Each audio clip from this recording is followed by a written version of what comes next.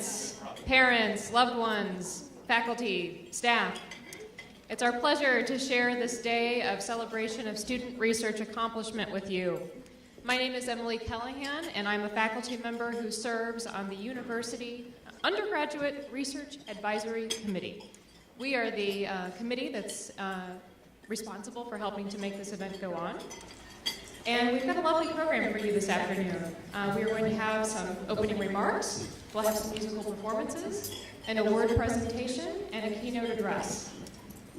Before I introduce the next speaker, I need to thank some people who made this event possible. I'd like to start with my colleagues on the Undergraduate Research Advisory Committee.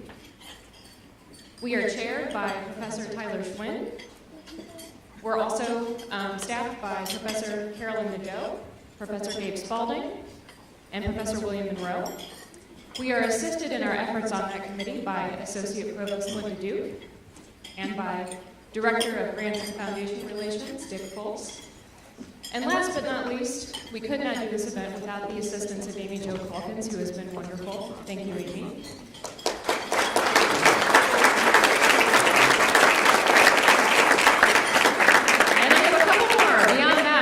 I'd also like to give a big thank you to Campus Dining Services for the delicious food, Information Technology, who's responsible for supporting all of our technical needs, Campus Communications, the Ames Library, who's responsible for printing all of the posters that you've seen, and I'm sure that there are many more that I'm forgetting. But this is definitely a team effort, and I just want to give a round of applause to everyone who helped to assist with this. Thank you.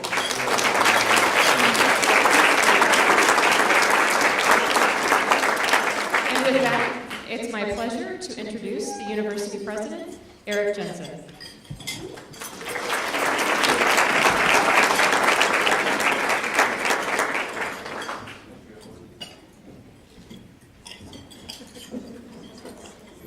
Thanks, Emily. I'd like to echo your words of thanks to everyone who made this happen. A room full of people here and a building full of people in CNS trailing into State Farm doesn't just happen. It's the hard work of a lot of individuals.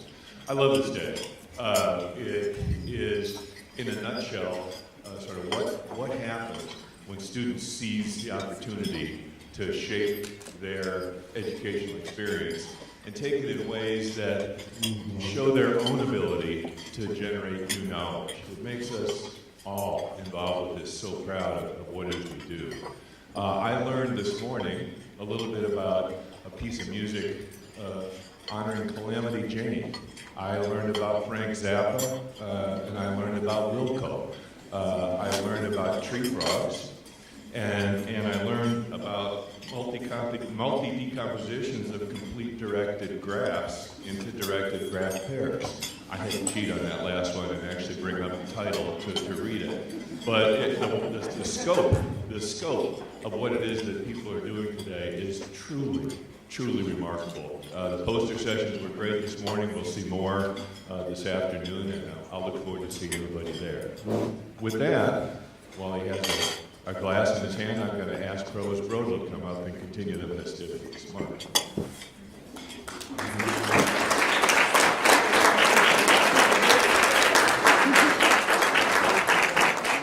Thank you, Eric. I want to begin by thanking the Illinois Wesleyan faculty for your investment in our students. Your scholarly and creative work not only informs what you bring to the classroom, that work spills out and engages students individually, whether directly or indirectly.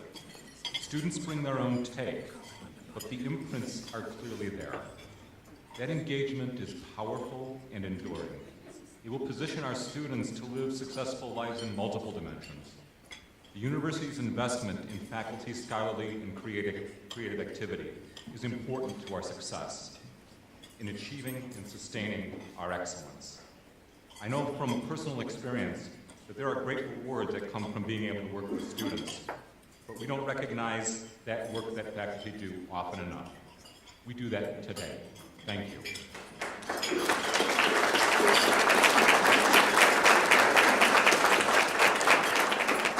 I also want to thank the faculty and staff involved in making this day possible, as others already have done. the Undergraduate Research Advisory Committee, and Amy Jo Calkins, who helped in a big way to bring the pieces of these multiple moving parts together, and to my colleague, Linda Duke, who makes it all seem effortless, though I know full well that without her energy, very hard work, drive for excellence, and attention to detail, we wouldn't have the wheels staying on. So thank you. Thank you all.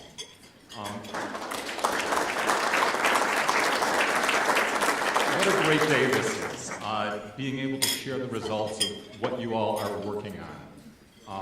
What I was impressed with, I've been at a number, many of these kinds of days over the years. And what I am impressed with our students is your ability to answer questions. This is the toughest thing that undergraduate students face in coming forward and talking about your work. But it's clear that you've thought deeply about the work that you're doing, and that is really quite impressive. I would also like you to do, though, today, to take a few minutes to reflect on, after all this hubbub of getting prepared and the nervousness of standing in front of people to talk about your work and that, reflect on how you got here today. What brought you to this moment? Where were your moments of epiphany? What were your breakthrough moments? How did you get there? I know that for me it comes from a process that derives from both hard thinking and focused thinking, but also a kind of letting go, sort of falling back from the details and letting connections kind of emerge. There's an instinctual component about it, but that instinct is educated, it's informed. And that sort of thinking doesn't really happen, at least for me, in a deliberate way. But there are ways to prime it. And the learning experiences and the mentorship that you've gotten from your faculty has prepared you for those moments. Think about the writing that you did, not only for the work that you presented here today, but also all the work that you did in your classwork beforehand and everything else that preceded it. The reading that you've done, perhaps sometimes wider reading than you thought might ever be productive in the long run, but it will come to bear in important ways as you go forward. Your ability to find and evaluate and make meaning of information. Also the conversations that you've had with your mentor or with classmates or with friends or family. Perhaps when explaining what you were working on and finding in that explanation something new that led you to some new or next kind of connection or insight. And then there are the critiques, the hard questions and the challenges that are brought to your ideas. Those may have seemed sometimes harsh at the time, but how do they contribute to getting to you to a better and richer understanding of where you are now? So the learning you've done at Illinois Wesleyan University has prepared you well to make these kinds of insights. You're having these kinds of breakthroughs. Today demonstrates that you know how to do this. So as you go forward, continue to cultivate these skills. They will take you far in life. They will position you for a rich and fulfilling career. Most likely a career that's comprised of a series of jobs, and many of them not even existing today, but you'll be prepared for those. They'll position you for having meaningful and deeper relationships with your family, friends, colleagues, people you love. They will position you for working on all sorts of new things in your life that bring you opportunities. Make the most of those. Follow the threads that you see emerging in your life and ask those interesting questions. I could not be more confident that you will go forth and do well, and also go forth and do good. You've got a lot to look forward to, and I look forward to learning about your upcoming success. I'm going to introduce now Rebecca Gerhardt-Nafasi to introduce the musical part.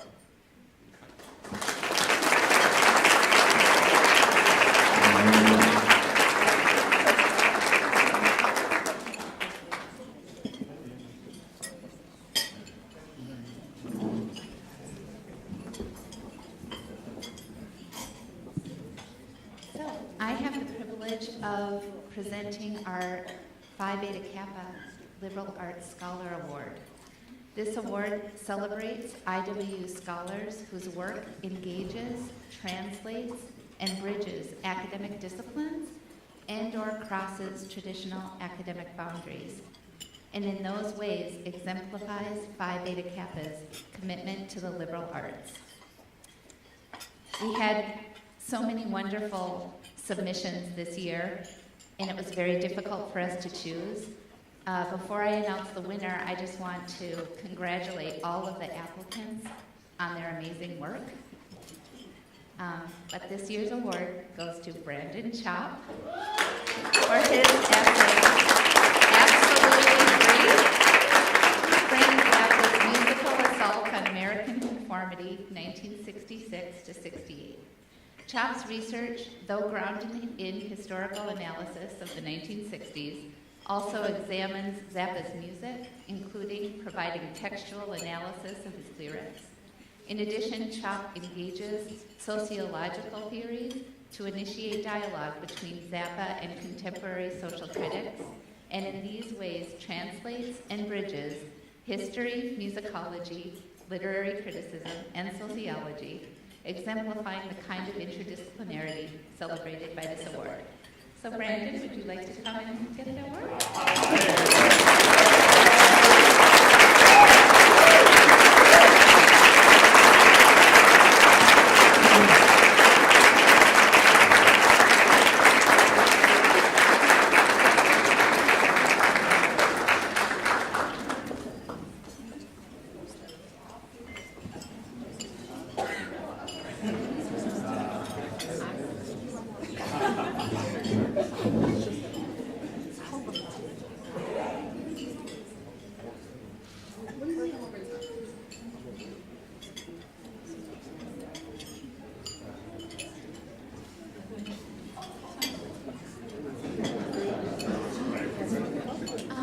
So now I would like to invite Professor David Vail to introduce our musical performance.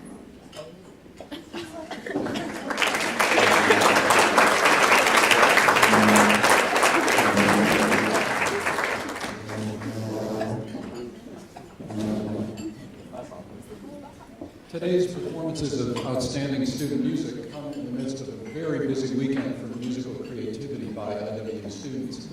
Last night, the Illinois Wesleyan Symphony Orchestra performed a program that included 2 world premieres by our students, one of whom, Jack Ruffle, is presenting his senior composition recital on Sunday at 1 o'clock, for those of you who are around.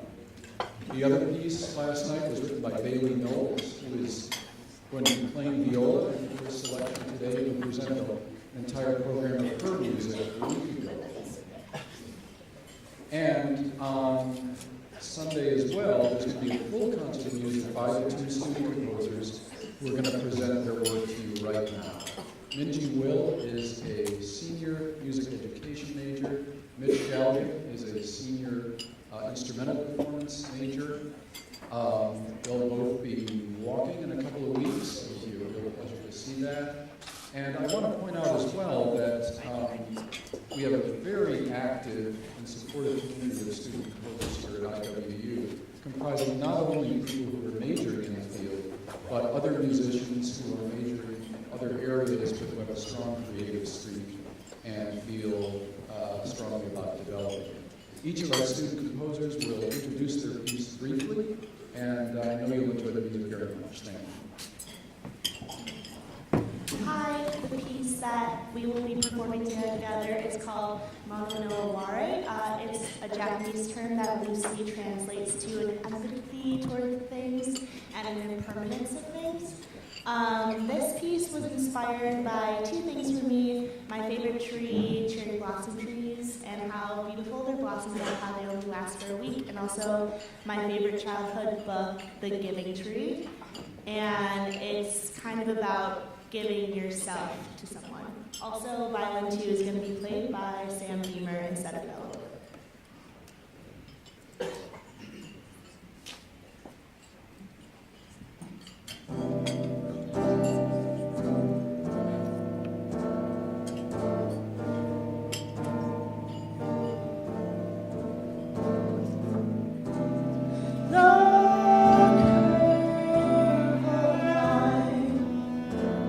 Spirus into her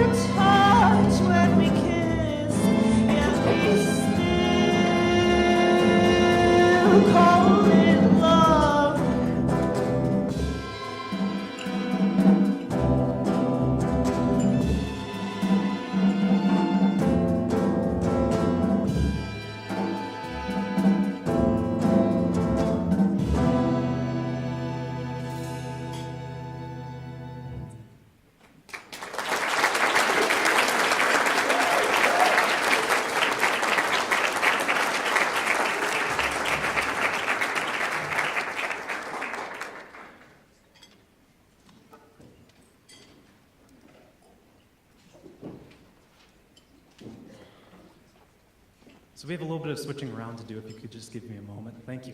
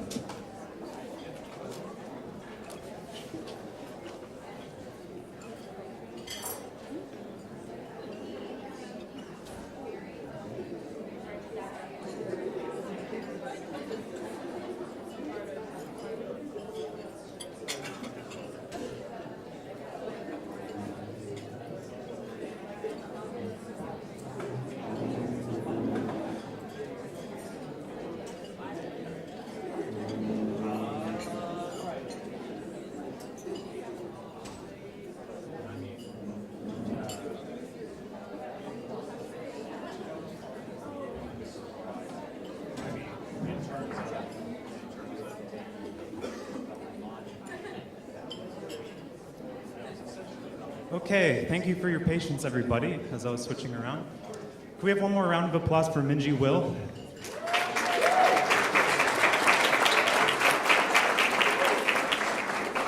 Thank you. So this next piece I composed back in September, but the concept for it began last summer when I was working at a metal pipe factory.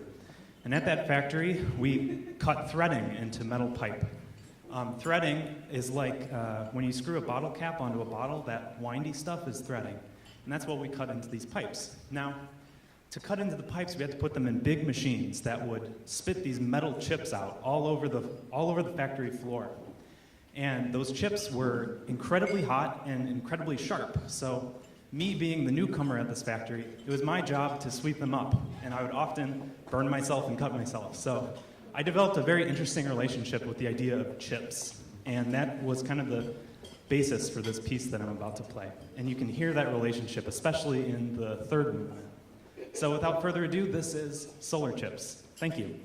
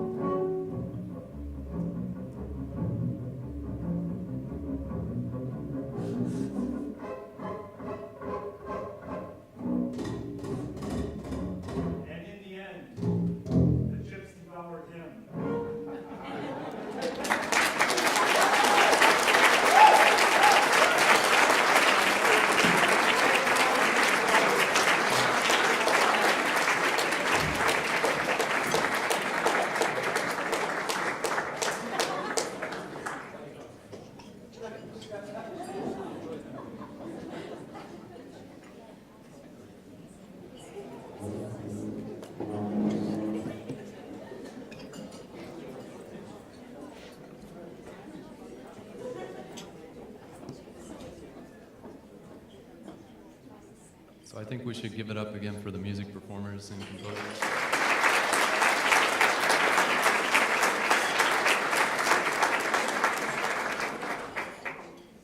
Any day I get to see a good bass solo, that's a good day. So my name is Dan Roberts, and I'm in the math department here at Illinois Wesleyan, and I get the privilege of introducing our keynote speaker, Renèe Scheltema. So I think first I just wanted to thank a couple of people who have been instrumental in supporting her trip. Linda Duke, Mark Roto, our provost and associate provost, thanks, you made it possible for her to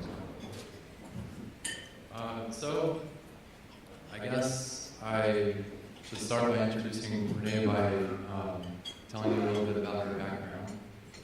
So she has a few degrees from a few different places. Those are listed in the program. I don't think I need to list those out. But she's also been many different things. She has a lot of marks through her career that she's done great things. So she's a documentary filmmaker. She's made films for Dutch television before. She's a photographer. She does a lot of great work. And in particular, one of the reasons that we wanted to invite her today was because of her film, her latest film called Normal is Over. And a lot of you got the chance to see this last night at the screening. Some of you didn't, that's okay. And we also screened it at the Normal Theater because obviously a documentary called Normal is Over has to be screened at the Normal Theater. So yeah, it was a hit. Everybody liked it. And I just want to tell you a little bit about it, and I'm going to let her do most of the talking. Normal is Over is a film that addresses a lot of the big problems that we have in the world today, such as climate change, failure of economic systems, etc. But unlike a lot of other films that do the same thing, she offers and tracks down these solutions. So not just presenting the problem, but saying, what can we do about it? And I think it's overall an optimistic look at these problems because we see what the solutions are and we think we can do it. So I think without further ado, I'll let Renèe go. So please welcome Renèe Scheltema.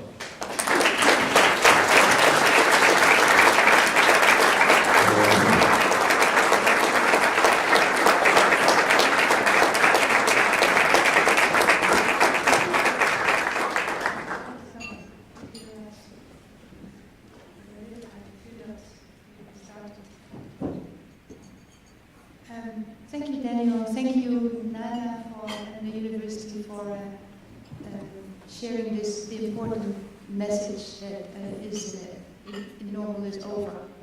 And normal is over. Not just business as usual is going to be over, but normal is going to be over in our normal lives as well. And in 2011, when both my daughters had left school, I found myself cooking for another week for too many people, and then I watched television, and on CNN was the executive director of Greenpeace International, and he said, we cannot grow forever on a finite planet. Economic growth is one of the problems that we are having, and yet it's the mantra for most of the world's politicians and corporations. And I thought by myself, okay, I've been thinking green over 40 years. I already made a whole series on the environment in the 70s, 80s. I was being ostracized at the time because I thought I was a fool. But the Club of Rome in 1972, just after the moon landing, they made a report, and it's this group of European scientists who predicted that we were going to be in a crisis just about now, a couple of years ago. Because population growth goes up, the resource depletion goes down, the food production is going up and then it's going down. Industrial production is going up and then go down. And at some point these graphs merge. Oh yes, I have all these kids. So I've got this. This is the report that I've drawn. This is the graph that my youngest daughter Lisa made to show you what the European scientists actually predicted in 1972. And the pink line in the middle is the grayed out. That's where we are now. And I made this film for millennials and for students because they're the ones who get their news from Facebook or Twitter, or they're having a hard time finding investigative journalism pieces because you almost have to be an investigative journalist in order to find out what's going on. The newspapers today and the mass media are owned by the large corporations who think information is a ratings killer, and they like shallow news and entertainment and sensation. So kids are confused. Maybe not your kids, but in general, younger kids are very confused as to what's going on. They know something is wrong, but they don't know exactly what is wrong. And thank you for choosing the theme, changing climates, because it gives me the opportunity to present you a broader perspective. Because climate change seems to be one and only problem that we're dealing with, and everybody can see it out their window. And yet, I'm forgetting her name, AOC, what's her name? Alexandra Ocasio-Cortez. She said the other day, environmental changes are one of the biggest existential threats to our way of life. But she also said that, climate change and other environmental changes are one of the biggest existential threats to our way of life. And the other environmental challenges I'd like to talk about, because climate change has been treated as a problem that you can attack and then you solve it with renewable energy and we will all be fine. Meanwhile, the other environmental problems are there as well and are being neglected and not talked about too much. And climate change is actually just a symptom of our financial economic system, which is broken. And so it's species extinction. It's a symptom of our broken financial system. And the rich getting richer and the poor getting poorer is also a system. And so, a symptom. And so, let me just show you the trailer. Oh, yeah.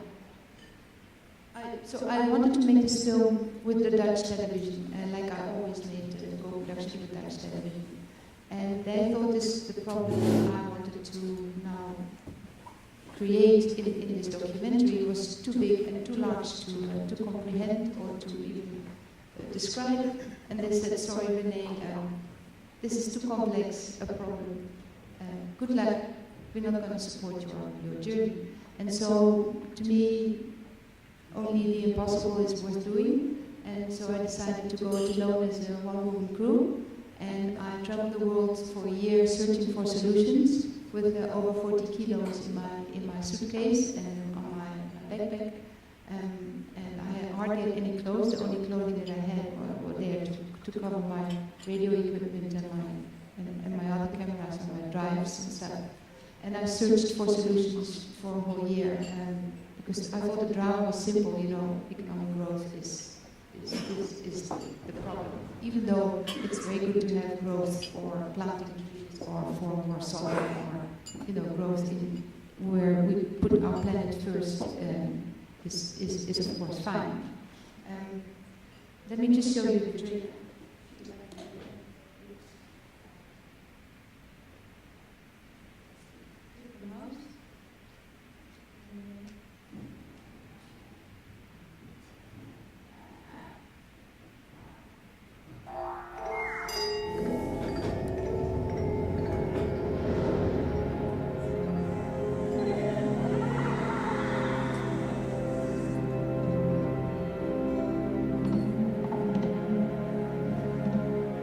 It's not just about environmental behaviour, and it's not just about control or power, it's about the whole system.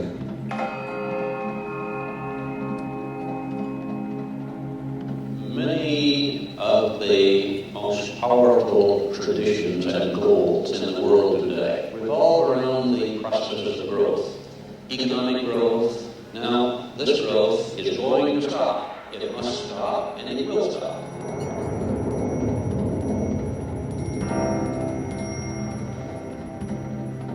This is not growth, it is grab the resources of society.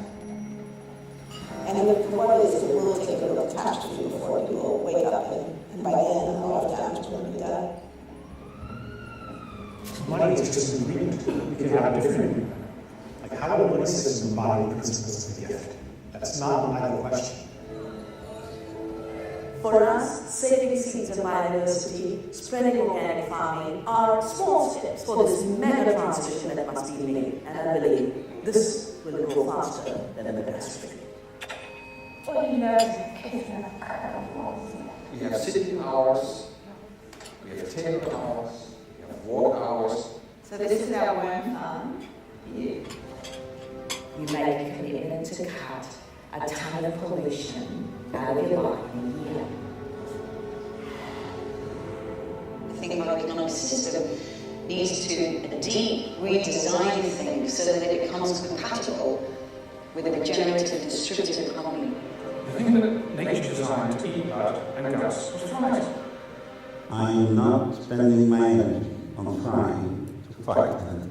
I am building another world.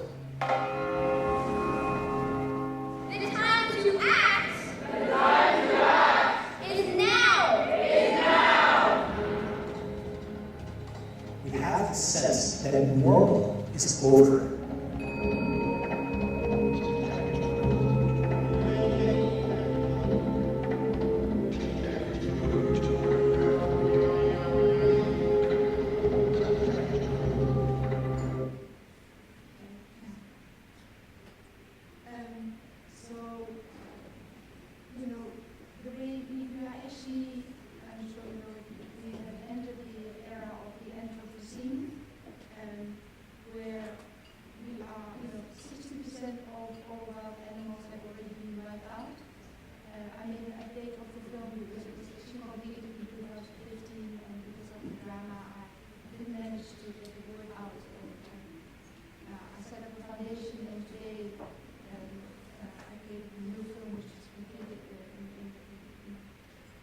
Completed in January this year.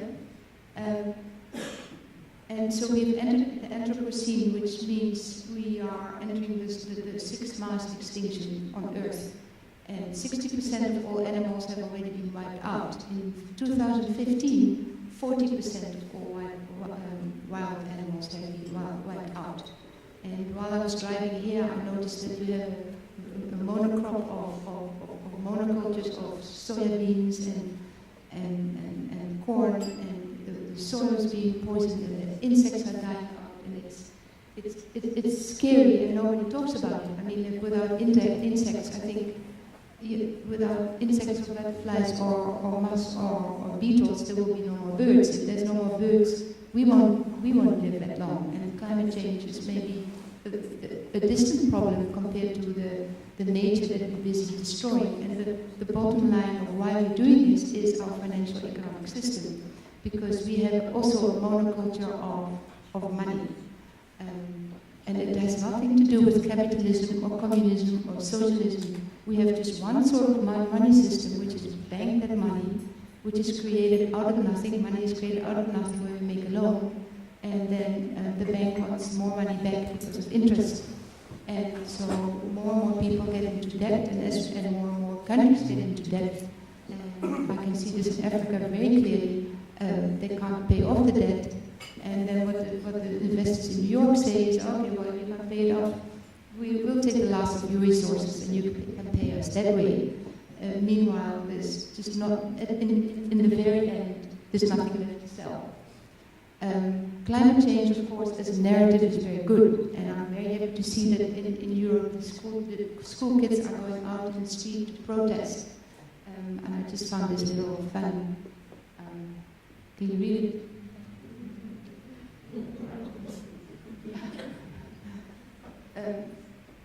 And so our money system is broken. We have a monoculture of money, and we think time is money. Who thinks time is money? Buddhist. Yeah. But what is time? You know, we don't know what time is.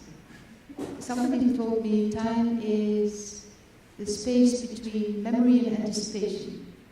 What is money? Money is just a story that we've created and we've made into a science about 200 years ago. In the UK, British colonial men created this theory of economics, and they made it as if it's a science, and we still even teach economics as if it's a science. And the teaching of economics is in crisis too. And of course, our people now starting to understand it. I have been able to screen almost over at Unilever twice. I've been able to screen it at Patagonia. I've been able to screen it at about 4 banks, at 2 sustainable banks. It's going to be screened at Philips, which has its headquarters in Holland. But they are all so stuck, and they say, oh, it's a shareholders model. We like to change, but our shareholders want more money. So we're all stuck into this death economy, and we need to get out of it. And so within the current system, the circular or circle economy or the green economy is becoming very popular, where we reuse the existing resources, or recycle or upgrade or refurbish the existing resources instead of getting more out of the ground. And then one of the other solutions I find is extremely interesting is offered in the film by Professor Bernard Littard, who talks about complementary currencies and are dealing with negative interest. So if you don't spend the money on the regeneration of nature, you lose your money. It devalues. And I think that this is where we need to go. We need to create a parallel universe where time is not money, where all the unemployed can get to work, where in a community of spirit, and where we regenerate the damage that we've done, because it's vast, and we can probably spend maybe 100 or maybe 1,000 years doing that. And that's where we need to go. Let me just see if I have more. There's nothing left to sell. Yes, for tens of thousands of years, we were able to live in harmony with nature. We just lost our connection because 50% of the human population now lives in cities, and if you're born in a city, you don't even know the difference between a hawk and a butterfly. Or you lose that connection to nature, and so we need to reconnect to nature, and we need to reconnect money to nature. And of course, this is going to be a process. It's not going to be happening overnight. And the collapse I'm talking about is probably not going to just happen overnight. We probably had a crash, but the Roman Empire took 300 years to collapse. So I made this film because I think there's hope, and we need to move into a new direction. This is an example of a guy from Malawi who used to live off the land without money, and now he's making $10 a day, and he's showing off his best clothes, and he's in front of a house that he doesn't own. And this is what you see, people leave the land in order to search for money, because that's just, without money we seem to be dispirited. And he's losing his connection to the land, he's losing the knowledge about nature. His friends are, shamans and know how to dance, and they do this for nothing. But he looks down on this because now he has money and he has a suit. And we have this image of ourselves as who we should be. And meanwhile, we create this because we think time is money. And we can all be economists and decide to shop less because stuff is really not making us happy. A little bit of stuff we need in order to survive, but over $12,000 a year doesn't make us more heavy, actually makes us less heavy. And this is the complementary currency that Professor Renèe speaks about. So we have an eco-currency of systems. So we have the current system, which is fine for computers and for the development of smaller batteries and for a lot of stuff where we need competition. But we do not need competition in healthcare or in the taking care of the environment or in the arts or many things that should not be competitive at all. We should just do it from our hearts. And so let me see what I want to end this.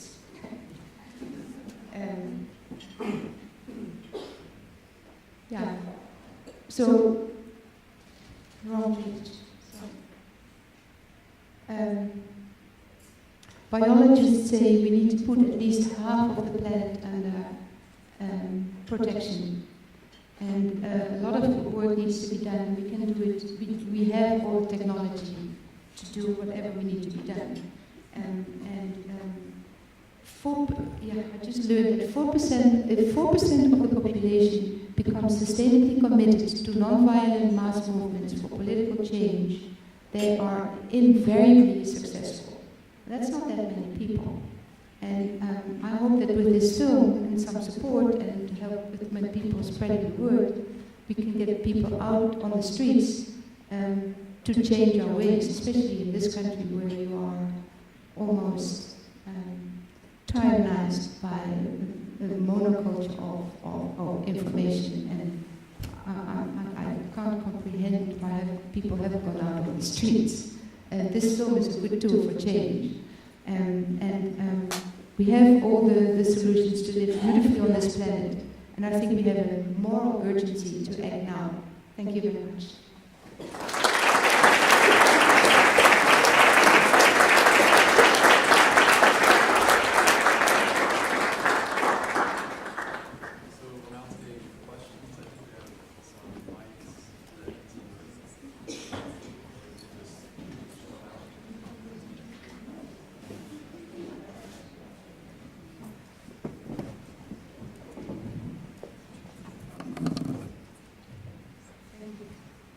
Questions? No questions? Do you agree?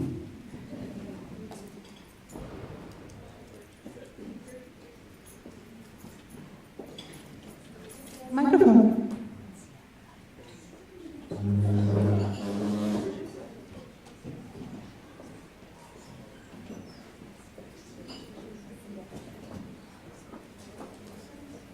Speak.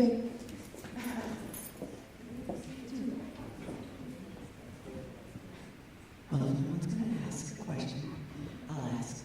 So, what would we do if we say, okay, the monetary system, that is really a big deal for us. We have to find an alternative.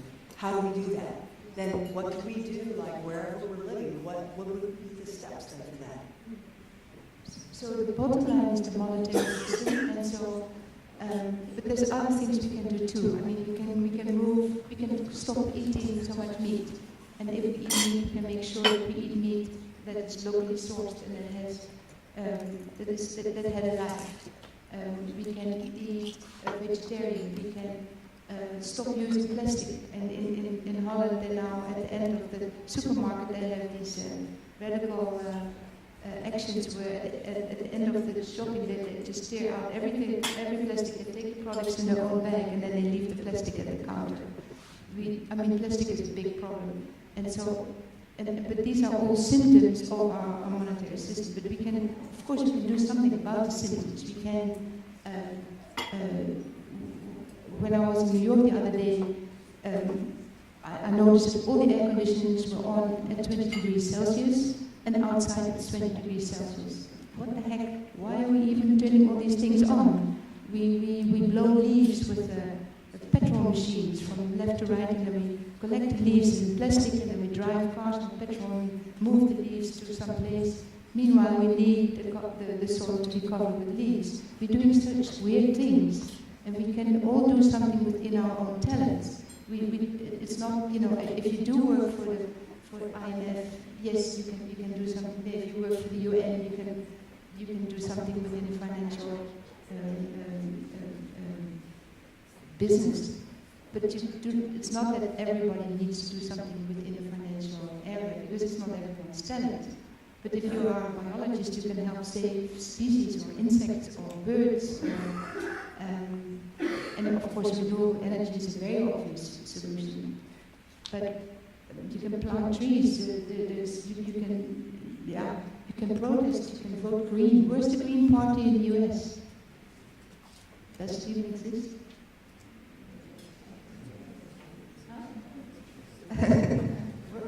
No, doesn't exist.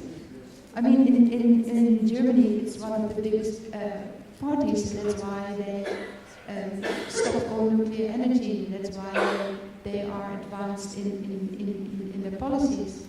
And in Amsterdam, we now have a green mayor, and she's telling us, take the towns out of your garden and plant indigenous plants or veggies, because we don't need towns.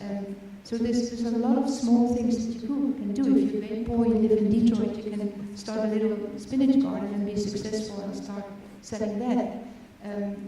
And of course, if you are an economist, first thing I guess you need to do is tell your professor that there's a film called Normal is Over, and that they can teach a different curriculum. Because all these economy students are being taught this old-fashioned model of the market mechanism, and that's the one and only mantra. And it's not working for us anymore. We're slowly turning the last of free nature into money until there's nothing left to sell. And so at Unilever, they used the shareholder model as an excuse. They said, we'd like to change, but we have the shareholders and they want more money, so we can't.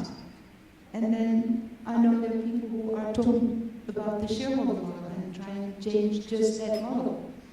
Or we can tax, of course, resources instead of people. So there's a lot of financial tools that we can use to change the system, and it's not going to happen overnight.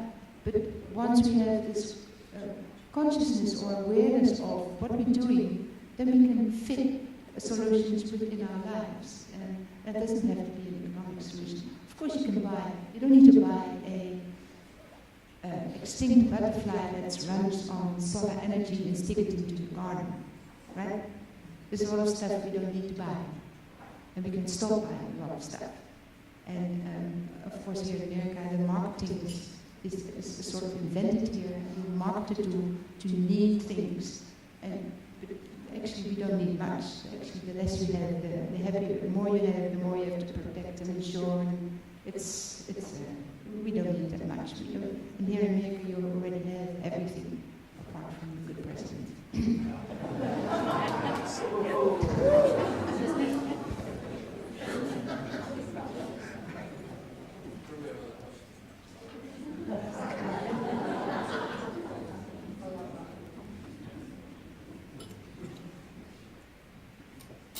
Any more questions?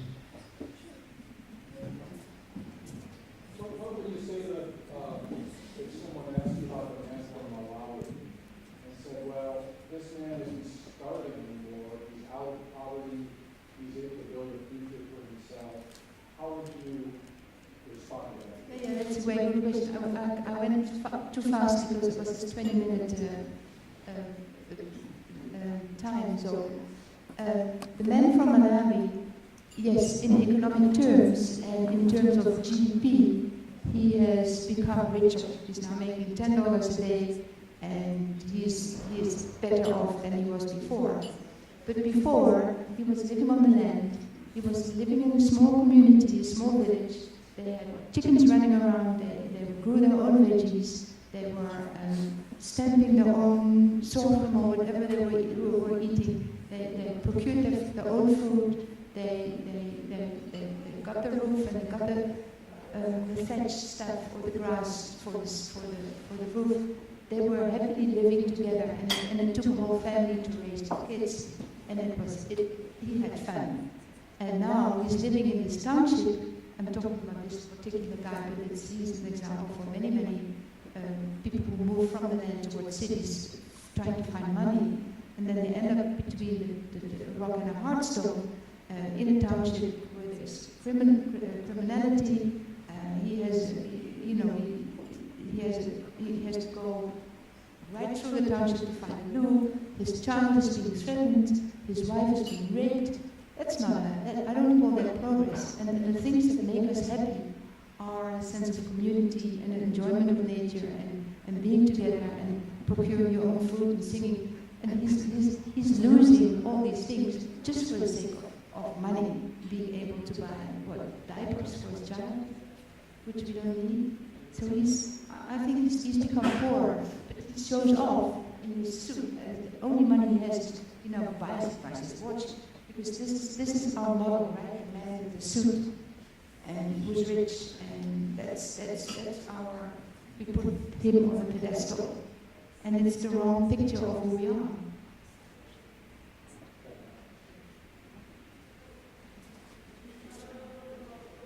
Hi, this is probably, sorry, I'm over here.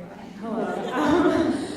This might not be like the most, I don't know, because we just talked about how money is the worst or the enemy, whatever, but as you know, like when you have a project you believe in, you kind of need money to make that happen. So I was wondering, during your time filming and traveling, because I know you said Dutch Films decided not to join you in this project, how did you fund this project that you did, and how did you sort of afford to be able to travel and do things? I was just wondering. No. So I already had the equipment, so that was easy. Because I've been a photographer and I enjoy making pictures. And I rented out my house and I got a loan and I lived on a shoestring. And that's what I'm still doing. Yeah. Because I really wanted to get this message out. I actually thought, I turned 60 when I started and I can still climb trees and do whatever it needs to be done. And I thought, okay, let me share what I've learned throughout my life with the younger generation and with my children. And I wanted to get this message out before I died. Little did I know that the worst was going to happen, because I spent 7 years with this film, 5 years creating it, and my youngest daughter helped me during the editing. She made the animations, she transcribed the interviews with the professors, she helped me. She would feed me when I wouldn't stop working. And she passed away 2 days after the film was completed in 2015. And so for 3 years I've been grieving. I've not been able to get the word out. I haven't signed a contract except non-exclusive with Canopy for students. And the film, but the message, and it set up a foundation, and that foundation collected money enough funding last year for me to make an update of the film. And what you watched yesterday and what's now out on Vimeo is the new version of the film. And I think after 3 years of grieving, I could call myself Renèe 1.1. I'm ready to get the word out now.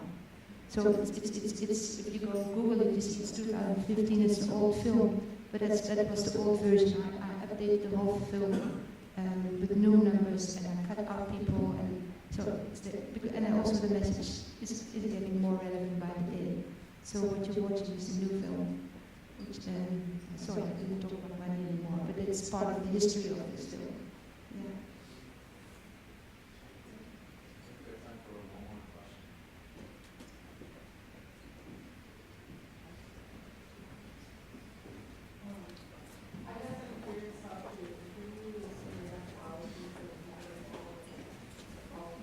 Yeah.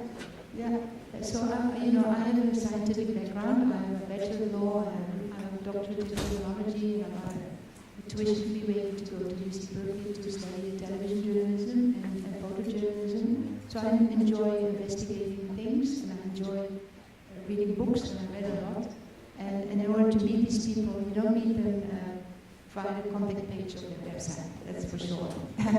So I tried to, the guy on CNN and I watched, I sent him a message through the context page, and of course there wasn't a reply, and then I thought, okay, let me go back to my home country, Holland, where everybody knows me, where I've lived over 44 years, and see if I can find this guy who was assigned to me when I made that whole whole series on the environment in Holland. They didn't think I could pull it off, so they gave me this scientist who's going to tell me what I had to film.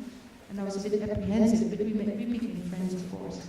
And he has been organizing environmental workshops in Holland once a year, inviting CEOs of all the top environmental movements like WWF, Greenpeace, say the Audubon or Sierra, the Dutch equivalent of the Sierra organization. And he said, Renèe, come, take your camera and just take it from there. And he introduced me to people on the top level, and that's how I made the film in a very holistic way. So people would introduce me to, somebody said, Al Gore is coming to town, are you interested in filming him? Yeah. So I just went along, and then I met somebody else and said, you should be interviewing Naomi Oreskes. I have her email, are you interested? I said, yeah, so that's how I made the film in a very holistic way in that sense. Yeah.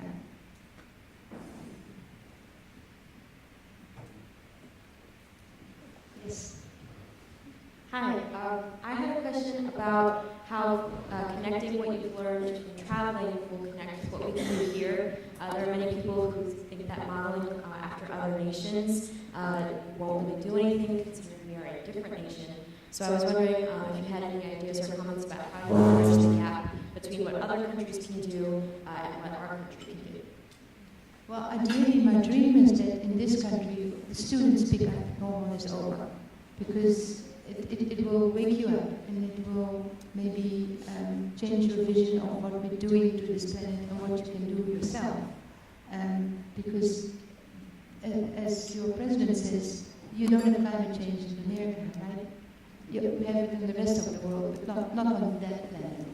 And so it's interesting how the U.S. is very different from the rest of the world. And it has to do with the media and the control of information, I'm sure. And so, yeah, you can model yourself after Bhutan, where they have gross national happiness instead of gross domestic product. But without a willing government, it's very hard. So I think the best hope here is to join sustainability groups and join local groups who are busy making a difference and not worry about what's happening on the top and go out on the streets. Yeah. And yeah, Bhutan is a very good example of where you need to go.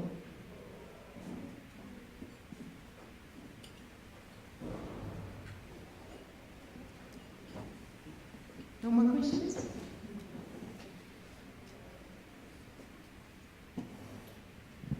So let's say thanks again to Renèe.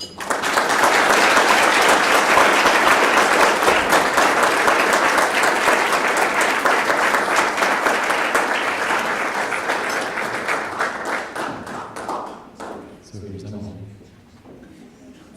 Thanks, everyone. With just a couple more sentences from me, our program will conclude. In my earlier thank yous, I forgot to thank Physical Plant, who is responsible for much of what you see, so thank you, Physical Plant. And I have just a couple reminders. The poster session continues over in CNS, so I encourage you to check that out. And at 3 p.m., the art presentations will happen over in the Merwin and Wakewood galleries in the Ames Art Building. And with that, I'd like to conclude with a round of applause for our students, the reason we are gathered here.